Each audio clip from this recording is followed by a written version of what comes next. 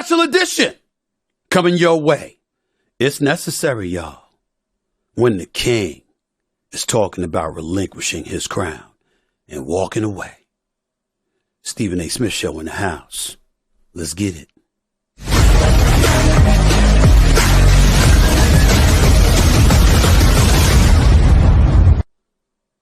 What's up, everybody? Welcome to the latest edition of the Stephen A. Smith Show. As you well know, that is the name of the show from this day forward. Moving forward, I changed the name from No Mercy with Stephen A. Smith last week to the Stephen A. Smith Show because, damn it, it is my show. My name does have resonance. And so I decided, why go with anything else? That's why it has been renamed the Stephen A. Smith Show and will be that way pretty much forever, as long as I'm around. By the way, we're here in our studios thanks to our official studio sponsor, FanDuel Sportsbook. FanDuel is the official sports betting company of the Stephen A. Smith Show. We're having this special edition of the Stephen A. Smith Show today because I usually come at you every Monday, Wednesday, and Friday. And I've been doing that live, by the way, 4 p.m. Eastern, 1 p.m. Pacific. And I'm going to try to always come at you live. Never worry about that. But I'm coming at you on this day, a special extra edition of the Stephen A. Smith Show, because I didn't want to wait till tomorrow. And I didn't want to wait till tomorrow because the Los Angeles Lakers got swept. I could care less. I knew they were going to get swept. I told y'all yesterday they were going to get swept. Okay? I knew that was going to happen. When you got Jokic averaging a triple-double, okay? And by the way, when I'm looking at his number right now, he finished the series averaging 27.8 points, 4.5 rebounds, 11.8 assists on 50% shooting, 47% from three-point range. What do you expect? When you got Jamal Murray averaging 32.5 points, shooting 50% from the field, 52.7% to be exact, 40.5% from three-point range, okay? And you're looking at him shooting better than 90%, 95% to be exact, from the free throw line. That's 50, 40, and 90, while averaging over 30 in a conference finals. Nobody has done that in NBA history. Until Jamal Murray just did it. What do you expect from the Lakers? Especially when LeBron shows up by himself, averaging, scoring 31 points in the first half, finishing the game with 40, and nobody really showed up to give him a punch offensively. I know what Anthony Davis did defensively, but offensively, when LeBron James needed him, he couldn't answer the call. Up and down, Mr. Roller Coaster. That's what he is offensively, due to energy, not his game, not his skill set, energy.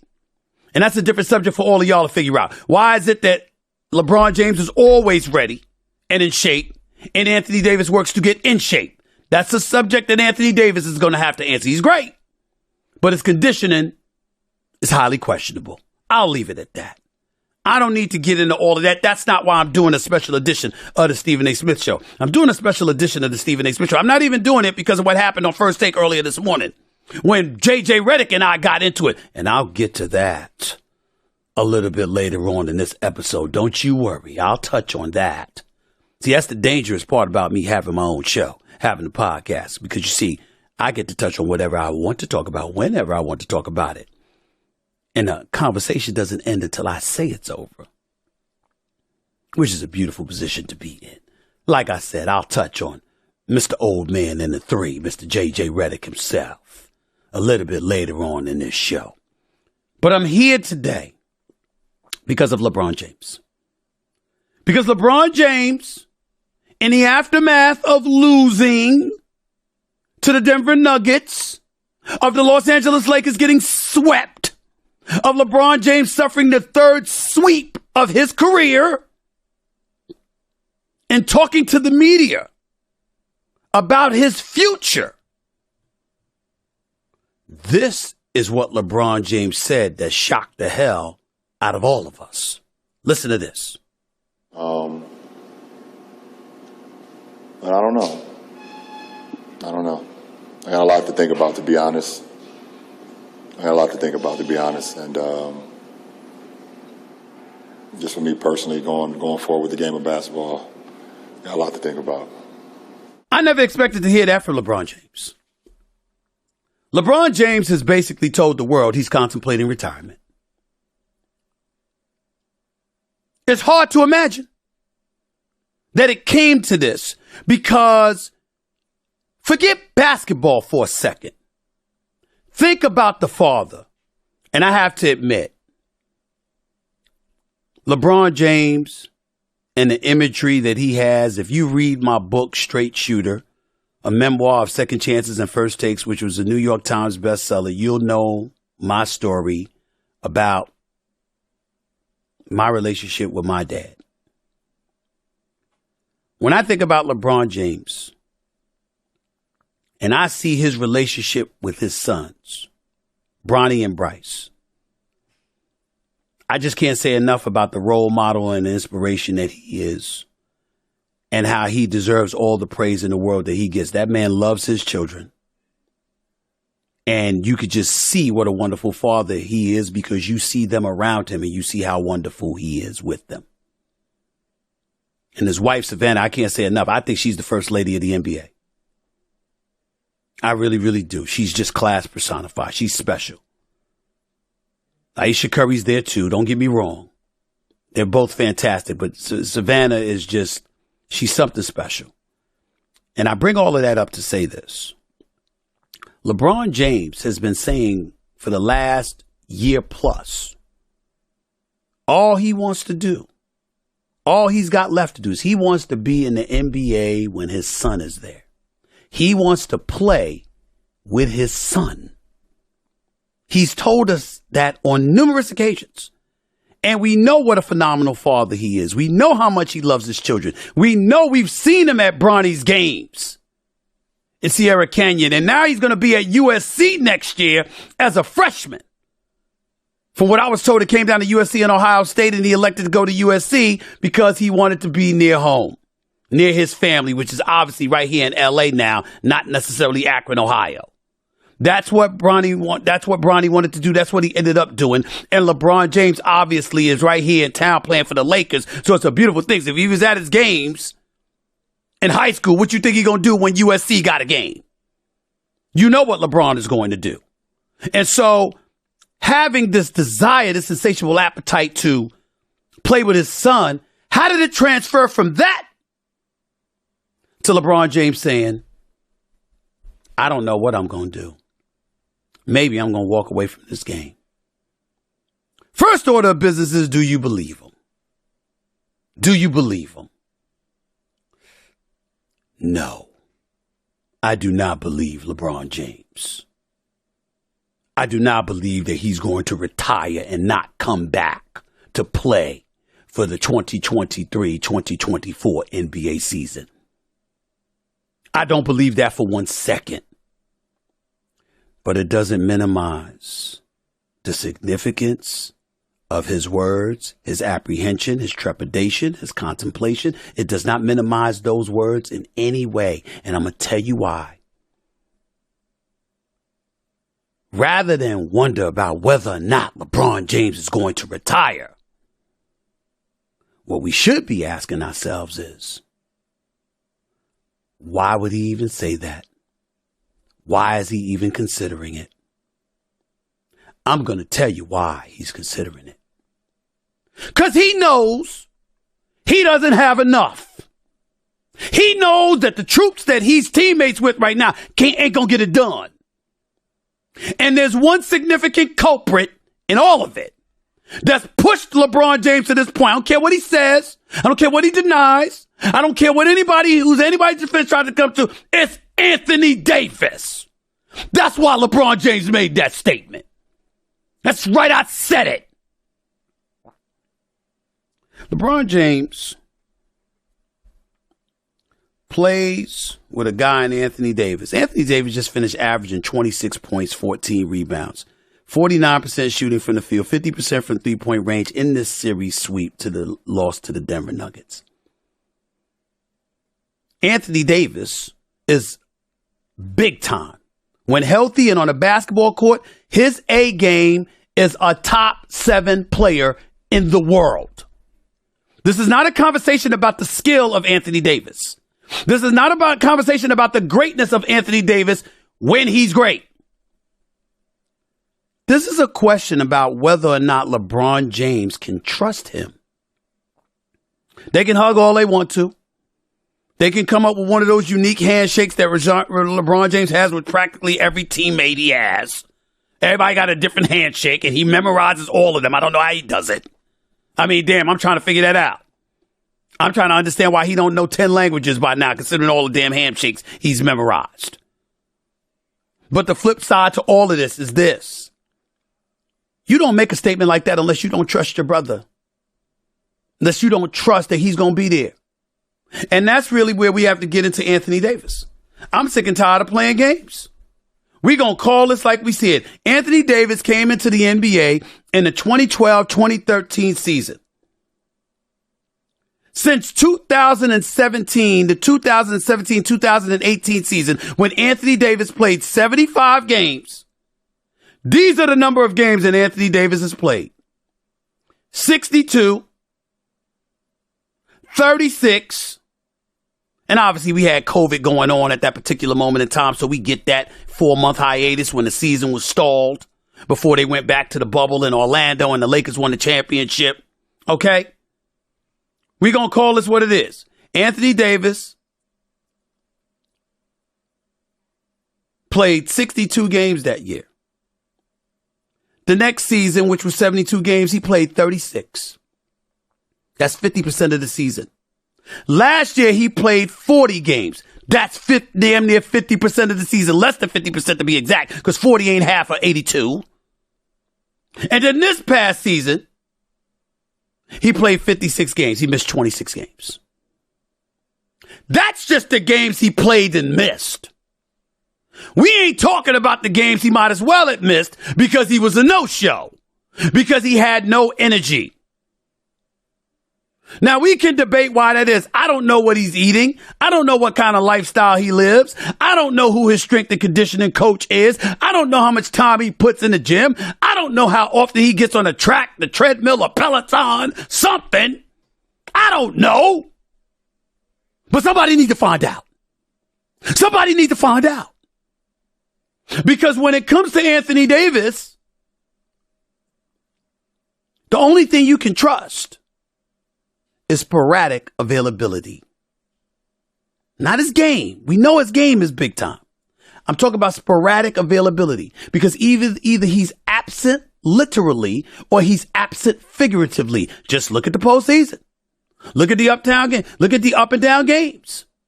Look at what he did in even games compared to what he did in odd games. It was a roller coaster ride until they closed out Golden State in games 5 and 6. He played well, dropped 40 in game 1 against Denver. Was a virtual no-show on 4-15 shooting from the field in game 2. Last night, LeBron James shows up at the Crypto.com arena, age 38, going on age 39 in his 20th season in the NBA. The brother dropped 31 in the first half. Anthony Davis had 4 points. 4. There was nothing inside of Anthony Davis that said, my brother, I love you so much. I appreciate you. Look at what you did. I got you from here. He's 8 years younger than LeBron James. 8 years. And LeBron's conditioning puts him to shame. LeBron's durability, even though he misses his share games, puts him to shame. And LeBron James right now, no matter what he tells anybody, is basically sending a message to the Lakers and to Anthony Davis. I don't necessarily believe in what we've got. We ain't beating Denver next year. What if Phoenix gets better? What about the Clippers? We got to be concerned about them. They right there in town. And even though Kawhi Leonard is never healthy, they bust our ass every time they play us.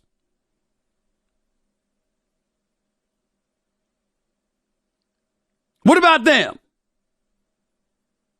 If you're LeBron James, you've been to 10 NBA finals. You've been to at least 11 conference finals. You've been here. You know what it takes, which means you know whether you have what you need or not. LeBron James does not make this statement if he's looking at this Lakers team and he's saying specifically Anthony Davis, because those other guys, Hachimura is somebody you should keep. Austin Reeves is somebody you should keep. You could question Vanderbilt. Don't get me started with D'Angelo Russell and how he looked in this series. Averaging 6 points, scoring 4 points last night, looking pathetic. Don't get me started with him. I'm in a good mood. I don't feel like being insulting. But y'all know what he didn't do. And you know he cost himself a boatload of money. He don't need me raining on the parade he already rained on. I'm going to leave him alone today. But if you're LeBron James, you know that you don't have enough. And yes, Kyrie Irving was sitting courtside last night. Right under the basket on the baseline behind, or rather a few feet away from the Nuggets bench. I would know because I was right behind Kyrie Irving. That's where my seat was. And I'm telling you, I ain't asking, I ain't guessing. LeBron wants that man in L.A. But it's one thing to want a Kyrie Irving in L.A. It's another thing entirely to feel like you desperately need him because you have little faith in the availability and reliability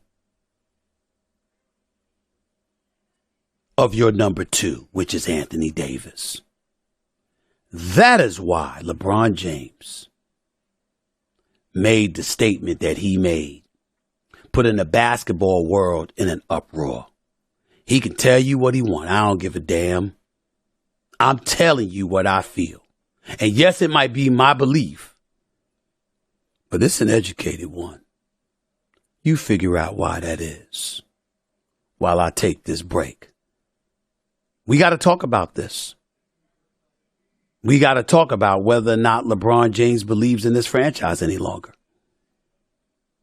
Whether he believes in Anthony Davis any longer. Whether Kyrie Irving is worth the risk that LeBron James may insist upon the Lakers taking in order for this franchise to move forward with him. Do I think he's going to walk away? Hell no. But that's because I think the Lakers are going to do what's necessary. Not because I believe that LeBron James ain't capable of changing his mind and telling his son, I'll step away from the game. I might come back when you get to the league, but I'm going to step away rather than put my body and my mind through this for futile reasons. Think about that. Back with more of the Stephen A. Smith Show in a minute. I've accomplished a lot in my career, but I'd be foolish to suggest I did this completely on my own. And my various teams throughout my career have been huge in getting me to this point. That's why you need to build a team, no matter what your business is. And Indeed is the hiring partner you need. With Indeed, you can attract, interview, and hire all in one place. That's right, one site, and you can do it all. From matching you with qualified candidates instantly to letting you invite candidates you like to apply. And I love that. You see someone like you go and get them. That's how you build a real team. That's why Indeed delivers 4 times more hires than all of the job sites combined, according to Talent Nest 2019. Start hiring now with a $75 sponsored job credit to upgrade your job post at Indeed.com/mercy. Offer good for a limited time. Claim your $75 credit now at Indeed.com/mercy. Indeed.com/mercy. Terms and conditions apply. Need to hire? You need Indeed. One of the things that I refuse to talk about is whether LeBron James should retire because of his skill set. LeBron James right now, and he said this last night, is better than 95% of the league. That is a fact. There is no denying the greatness of LeBron James. Okay? When I look at him right now, he turns 39 in December. He already made the All-NBA team this year. Okay? When you look at him and what he brings to the table, there is no doubt. Still one ring short for one for the thumb. Hasn't captured a 5th NBA championship. But he's still the only player in NBA history 38 years or older to average 20 or more points in a regular season game and play in that season's NBA. He would have been if he had played in this season's NBA Finals.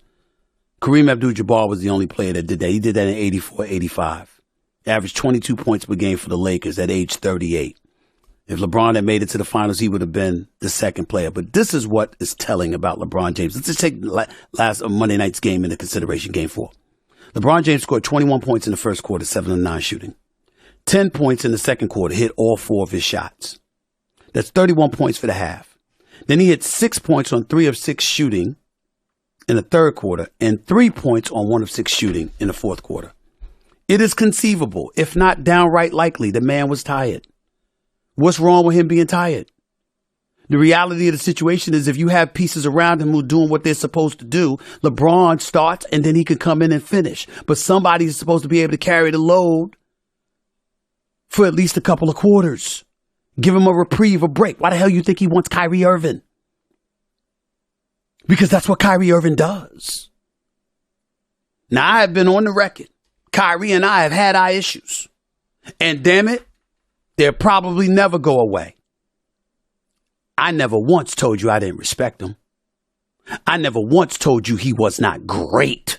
I never once told you he wasn't sensational and box office. A matter of fact, I'm on the record saying that Kyrie Irving is worth $50 million per year in today's NBA economy. After all, Jaylen Brown, who I love, by the way, who's a member of the Boston Celtics, who's on the verge of getting swept his damn self, who's shooting 2 of 20 from 3-point range, all right, and 37% from the field in this series against the Miami Heat. He's in line to get a 5-year, $295 million extension. He ain't gonna get that much, but he's in line to get nearly $60 million a year. Don't tell me Kyrie ain't worth 50. Kyrie box office. He's spectacular. The ball handling skills, his sensational scoring ability, his ability to finish at the basket. Kyrie is sensational. My issue with him is one thing and one thing only. There's always an excuse to miss work. That is my position. I'm not changing it on it. But that's not for me or anybody else to interpret that as me castigating his character and talking about him like a dog or anything. I'm not doing that to Kyrie Irving. I cover the damn game of basketball. If somebody don't show up to work, I'm going to say they don't show up to work. If somebody's sporadic and questionably reliable like Anthony Davis because of his up and down tendencies, I'm going to say it. And if somebody is great, like LeBron James, I'm going to pay homage to that brother and tell you he's great. Just like Tony the Tiger said, great. I'm going to say it. LeBron James is that dude. Didn't look good shooting from 3-point range this series. Ended up shooting 26% from 3-point range, but I ain't counting that. That was just the last game. He walked into the game shooting 2 of 24 from 3-point range. He walked into the game shooting that. Into game 4. I had to tell him, stay off the 3. Because that's how bad it was. But that's all I could say about him. Big, strong, athletic, finishes at the basket, jump shooting, post game. I mean, he's the complete package. But no matter what I feel about LeBron James' greatness as a player, what's undeniable is what he's meant to the game. We have all benefited from the greatness of LeBron James. Not only do I not think he should retire, I don't want him to retire because we will miss him when he's gone. And we should cherish every second we have with him around. But the reality is that his statement last night that brought into question his future was justified. Because Anthony Davis primarily has put him in that position. Because as great as Anthony Davis is, and as much as he helped LeBron James capture that championship, his 4th in that bubble, what's inescapable is the fact and the reality that Anthony Davis's durability has become a question mark. And I'm not talking about just getting hurt. I'm talking about the kind of durability, y'all, that when you see the brother on a basketball court, sometimes I look at Anthony Davis and wonder what the hell you've been doing. You eating a bunch of crunch berries like I used to do before I had to cut out the cereal? You know, you on Skittles and Twizzlers like Lamar Odom used to be? I mean, what the hell are you putting in your damn body?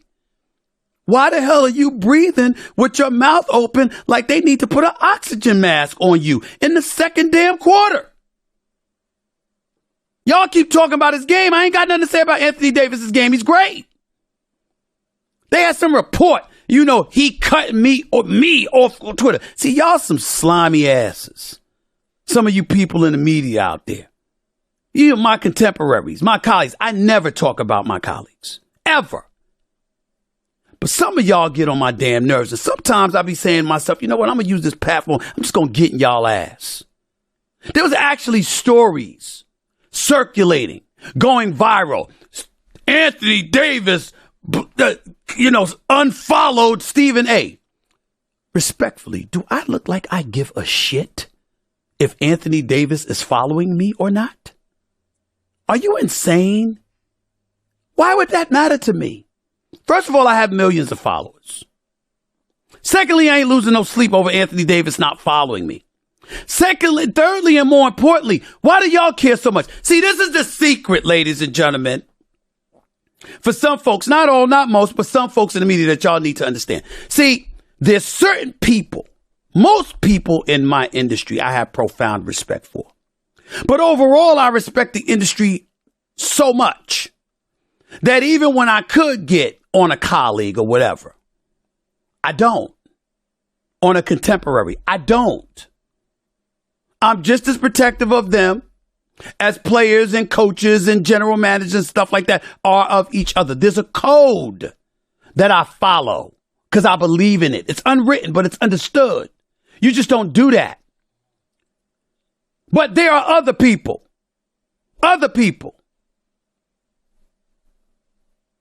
There are other people that are just slimy asses. And let me tell you why I call them slimy. You see, I came up in the business where you actually had to go out and do stuff. You had to break stories. You had to cultivate resources. You had to make contacts. You had to have inroads to intel and information so you could get in front of the microphone and the camera and actually know what the hell you're talking about. Now you got slick ass people. And this is what they do. They try to pretend they're relevant by building their numbers, simply peeling stuff off of online and stuff like that to make it a story. How much work does it take to say that Anthony Davis unfollowed Stephen A? You don't have to go to the arena. You don't have to talk to players, coaches, managers, executives, owners, etc. You don't have to do any of that. All you get to do is sit back, look at what's circulating online and talk shit. You don't have to work like I do. But I digress. My point is, I don't care whether Anthony Davis follows me or not. I'm not having Thanksgiving dinner with him, and I'm not here to exchange Christmas gifts with him. And that goes for him or anybody in professional sports, athletes, coaches, general managers, presidents of operations, owners. I don't give a damn. I care about being fair. I care about being humane. I care about being decent. And I care about being as accurate as I can possibly come close to being. That's it. Other than that, I sleep very well at night. And Anthony Davis don't stop this train. And neither does a LeBron James. But I'm still man enough to say, we gonna miss that brother when he's gone. Because he is a treasure to the institution of basketball. LeBron James knows he deserves better than what he has. Here's what I would tell LeBron James. I hear you loud and clear. I feel you. I don't blame you one bit for throwing that out there for everybody to understand. But I will shock you by saying this. The Lakers actually deserve your vote of confidence. I never dreamed in my wildest dreams that Rob Pelinka would be able to sit there and change this roster the way that he did. He went out and got Hachimura before the trading deadline. He went out and got rid of Russell Westbrook. He went out and brought you Jared Vanderbilt, D'Angelo Russell, and Malik Beasley. I actually thought Beasley should have played a little bit more in this series. Give him a chance. I think he could have did for you some of the things Lonnie Walker did for you. You just look at some of the pieces that the Los Angeles Lakers have. Rob Pelinka did that. And Jeannie Buss, the incomparable, wonderful Jeannie Buss, gave him the authority to do it. This is not a day to throw shade on the Los Angeles Lakers. They did not have They did not fail this season. They had a successful season. They were a 13th seed for most of this year. They were once at 25-30. And they finished the season like 17-10, got into the play-in game, got into the playoffs, and advanced all the way to the conference finals. I don't even remember if the Lakers were in the playoff game or not. I'm sorry. But they were in the playoffs. Beat Memphis. Beat Golden State. And then turned around and got to the conference finals before they lost to Jokic. This season is a success. And it's because of Rob Pelinka and Jeannie Buss. If you LeBron James, if that's your way of saying you want Kyrie Irving, wait a minute now. LeBron James is going to miss 25-30 games. He wakes up wondering how he's going to feel day to day and then makes his call. He's going to miss 25-30 games. You best believe Anthony Davis going to miss 25-30 games. If that's going to happen, how do you bring in a guy in Kyrie Irving that's going to miss 22-27 games? Who's going to play enough for you, consistently enough, to ensure that you win enough regular season games so you can have a relatively higher seed? You don't have to be in a play-in tournament. And you get to spell for LeBron James. Do you sacrifice your depth? I think so, honestly. So long as you keep Reeves and Hachimura. You got to lose Lonnie Walker, fine. You got to lose D'Angelo Russell, hell yeah. Mo Bamba, go ahead and give him up. You don't have picks to offer. Kyrie wants out of Dallas. He's sitting courtside for a reason. Ladies and gentlemen, those seats that Kyrie Irving was sitting in, Lakers give those to you. I would know. He ain't just buy them. Trust you me, Kyrie Irving ain't sitting courtside unless the Lakers facilitated that. That ain't an accident. And if he wants his money, Dallas is going to have to be a cooperative because that's the team he's with right now, although he's approaching free agency this summer. We shall see what happens. Compromise your depth to some degree for a Kyrie Irving, but not Hachimura, not Reeves. And for me, not Dennis Schroeder either. I'm not doing it. I'm not doing it. Whether it's because he wants Kyrie Irving or not, it is clear, the inescapable fact as to why LeBron James said, I want out. I may want out, I'm sorry. I may want to walk away. Knowing the money he's owed. I think it's like $97 million over the next 2 years. I don't have the numbers in front of me, so please don't quote me. But if LeBron James is saying that, no matter what he wants, with Kyrie Irving becoming a Laker or somebody else, the one undeniable fact is that he is clearly saying he doesn't have enough. If Anthony Davis was better conditioned and more durable, there's no way in hell LeBron James would be saying that. It comes down to Anthony Davis, whether AD likes it or not. I respect the hell out of AD. Got mad love for him. Great person. Great player. Spoke to his daddy the other night. That was a lot of fun arguing back and forth with him in a very friendly, respectful manner. Love his dad. He knows I'm not questioning AD's and met his mama.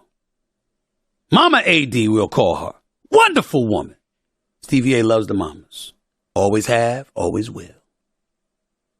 But I told her the same thing. He's got to play more. That's the issue. It's the only issue. LeBron knows he can't. That's why LeBron James said what he said. That ain't the end of this show. That's just the end of my discussion on LeBron James. First Take made news this morning because JJ Redick and I got into it a little bit. You didn't think I was going to be quiet about that, did you? Nah, not on the Stephen A. Smith Show. Buckle up. I'll be back in a minute. With Vroom, you can shop thousands of cars right from your phone and have your next ride delivered straight to you.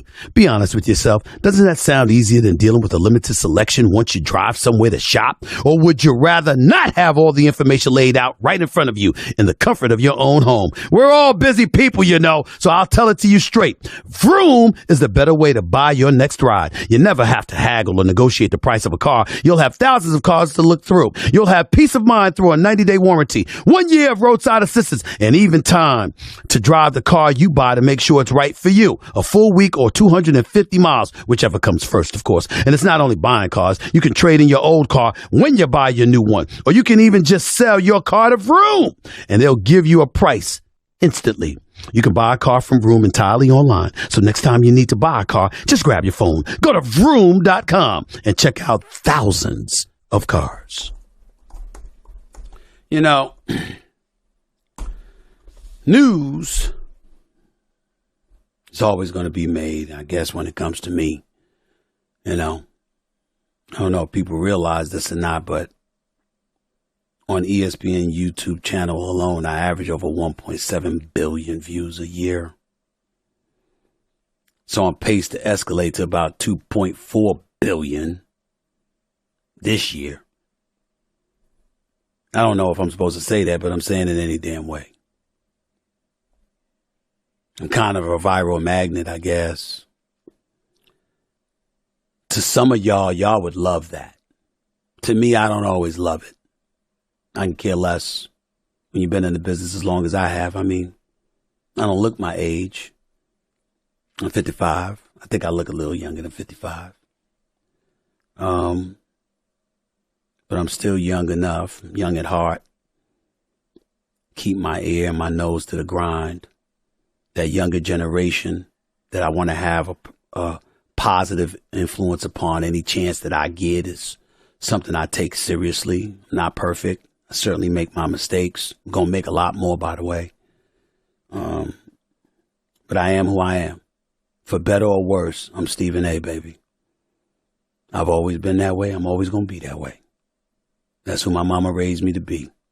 When I think about sustaining anything that I've ever achieved in my life, my mentality is that you can never pull that off being a phony, because you'll always be exposed as being trying to be something that you're not, because you weren't busy just simply being who you are.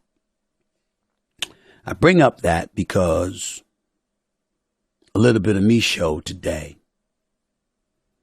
after Redick tried to show himself today on First Take. We were speaking about LeBron's potential retirement.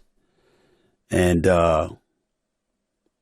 Redick went on a soliloquy that I didn't quite deduce with clarity, you know, because I wanted him to be more direct. And that morphed into something else. And because of it, that clip has gone viral. Me and Redick. Before I even comment any further, look for yourself. There's some earnesty in these comments, and it's not just for a calculated reason. He's coming off year 20, age 38, a long playoff run where he's had to play a ton of minutes with an injury, and it's just human nature that you would begin to say, oh, maybe I'm nearing the end. Go ahead, Wendy.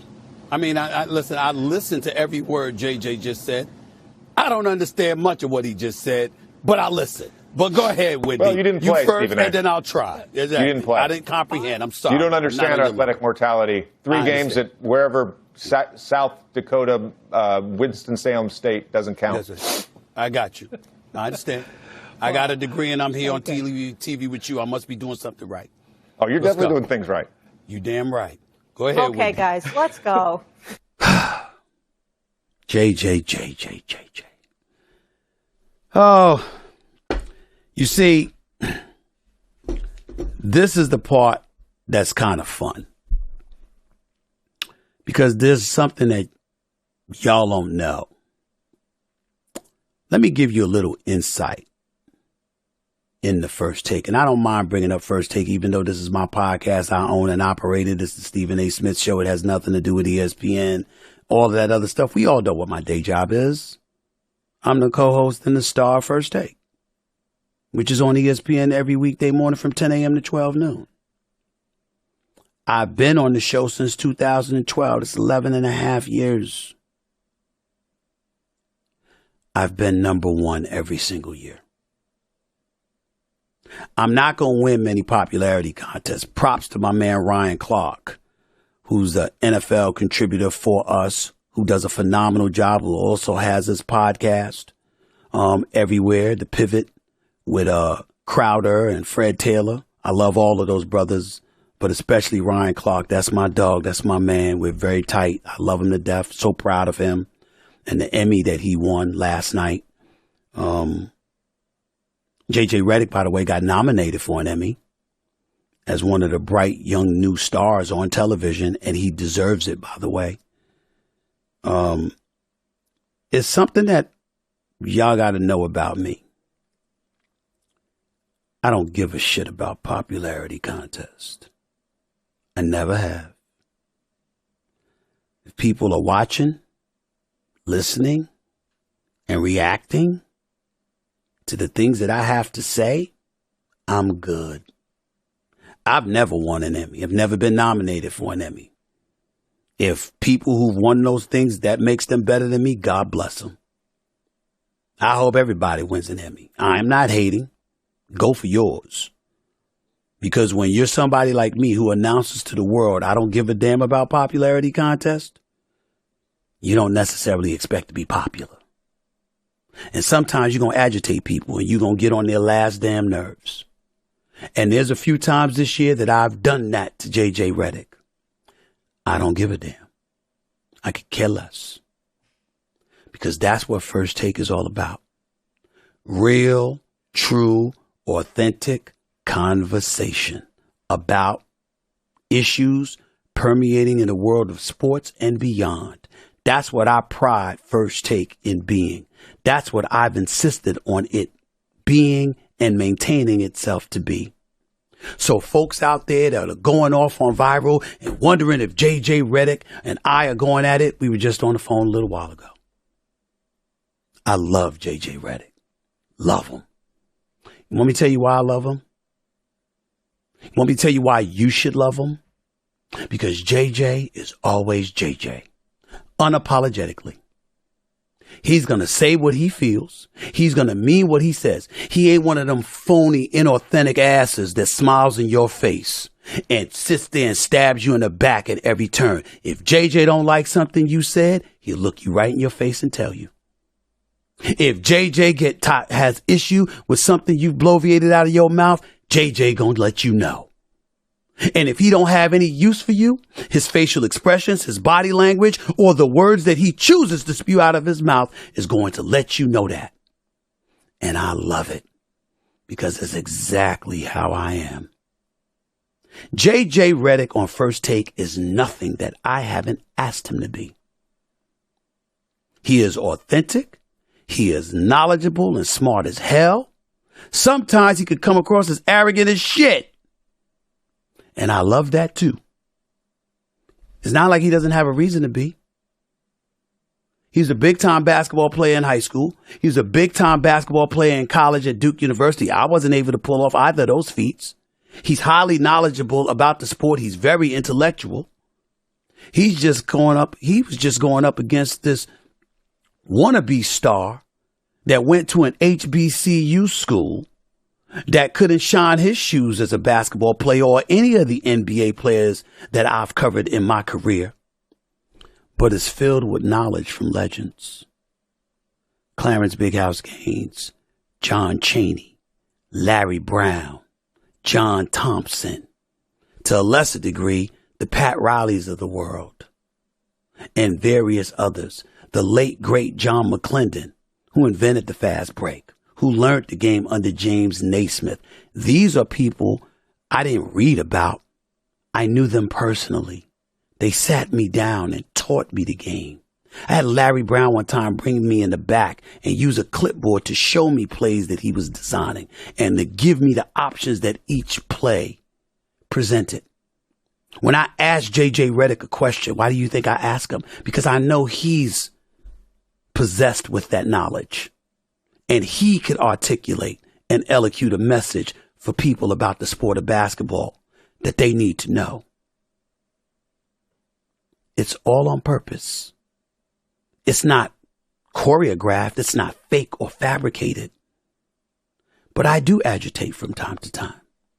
I do get on folks' nerves because I'm a journalist by trade. I probe. I investigate. I counter. I have information. And I call bullshit when it's bullshit. J.J. Redick is not the only person that I've tangled with on First Take. I've tangled with Ryan Clark. I've tangled with Marcus Spears. I've tangled with Dan Orlovsky. About the only person I didn't tangle with was Tim Tebow, because he's my friend and he's a very nice guy. And damn it, when I feel like I get on him too much, I almost feel like I'm destined for hell. Because he's such a wonderful, wonderful human being. I almost feel like I deserve to be crucified for insulting him. I've tangled with Molly. I've tangled with Mina Kimes. I've tangled with Jeff Saturday. Keyshawn Johnson has been my boy for 20 plus years. Michael Irvin, I live to mess with him. It's not fake. It's not phony. It's not choreographed. It's a natural instinct that I have because as a journalist and ultimately a columnist and ultimately a pundit / commentator, I'm going to come at you because I know enough to challenge you and to know when you ain't giving me all you got in terms of the knowledge that you have in your head. That's what I was getting at J.J. Redick about. And he clapped back at me. But don't think for 1 second we enemies. We're not. We're colleagues. I ain't going to say we friends because we hang out together and all of this other stuff, because we don't do that. But we easily could be, because I got love and respect for the brother. He is always welcomed on First Take. He is always welcome to come at me. And if he steps out of line or does something that gets a little personal, I'll check his ass. Just like he'd check me. That's why First Take's number one. That's why we've been number one. Because we're as real as it gets, and it's led by me. Ain't a phony damn bone in my body, I swear to you, on the soul of my mother. I'm a real one. For better or worse, what you see is what you get. It's who I am. I don't go home and pretend to be somebody else. I don't look in people's face and do one thing and be another. Good, bad, or ugly. You know the storylines that have been associated with me. The fact of the matter is, when I've had issues, no matter what y'all have learned, trust me, I said it to their face. They know where I stand before it was ever publicized. I'm that kind of dude. And I will never change. Which is why I got love for J.J. Redick. Because I know come hell or high water, he couldn't change if you paid him. He is who he is. As is the case with everybody I personally handpicked to be associated with the number one sports morning show in television for the last 11 years and counting, which is First Take. ESPN gave me that authority to handpick everybody you see. And not a single one of them have let me down, especially J.J. Redick. Stay you, my brother. Look forward to seeing you every Tuesday and Wednesday during the NBA season. Number love for you. Same as Mad Dog. Same as the rest of my crew. That's what we do. And that's what we gonna continue to do. So y'all go ahead with y'all viral stuff trying to create a narrative. You can create it all you want to. I actually have the narrative. First Take is my show. And so is the Stephen A. Smith Show. You don't get to have the last word on this topic. I do. J.J. Redick and I are just fine. And he's always welcomed on First Take. Because he is. just the way he is. Same as everybody else. Remember I said that. Till next time, everybody. Peace and love. Enjoy your day.